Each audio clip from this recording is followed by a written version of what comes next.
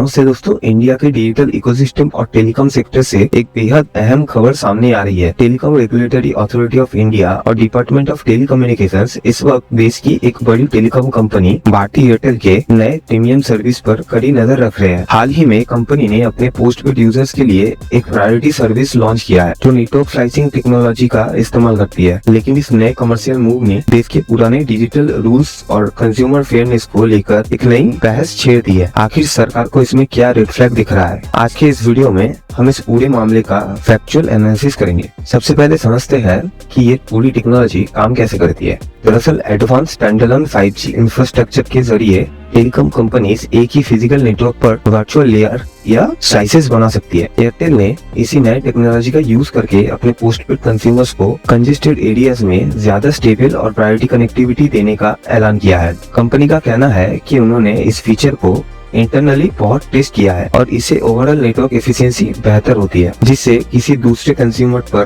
कोई बुरा असर नहीं पड़ता। लेकिन एक्सपर्ट्स का मानना है कि पिछले कुछ समय से टेलीकॉम ऑपरेटर्स अपना एवरेज रेवेन्यू पर यूजर्स बढ़ाने की कोशिश कर रहे हैं और ये प्रायोरिटी फीचर पोस्टपेड कंज्यूमर्स को प्रीमियम पोस्टपेड प्लान्स पर शिफ्ट करने की एक स्ट्रेटेजी हो सकती है। लेकिन अगर ये एक एडवांस अपग्रेड है तो रेगुलेटरी अथॉरिटीज इस पर सवाल क्यों उठा रही है? दरअसल अथॉरिटीज का सबसे बड़ा कंसर्न ये है कि क्या किसी एक क्लास को प्रायोरिटी देने से देश के लगभग 90% से ज्यादा प्रीपेड यूजर्स की सर्विस क्वालिटी में कोई कमी आएगी। इंडिया के एस्टैब्लिश्ड डिजिटल प्रिंसिपल्स के मुताबिक इंटरनेट एक्सेस हमेशा बिना किसी भेदभाव के सभी के लिए बराबर होना चाहिए। हालांकि पुराने नियम ज्यादातर कंटेंट बेस्ड रेस्ट्रिक्शंस को रोकते थे, लेकिन ये नया मामला क्लास बेस्ड एलोकेशंस का है, यानी यूजर कैटेगरी के हिसाब से नेटवर्क ट्रीट करना। इसी वजह से कम्युनिकेशंस मिनिस्ट्री और रेगुलेटर इस मामले पर लगातार मीटिंग कर रही है और कंपनी से इसका पूरा टेक्निकल डेमोन्स्ट्रेशन मांग सकते हैं। जियोपॉलिटिकली और ग्लोबली देखा जाए तो नेटवर्क स्लाइसिंग का कॉन्सेप्ट नया नहीं है। यूएस, यूके और सिंगापुर जैसे डेवलप्ड मार्केट्स में टेलीकॉम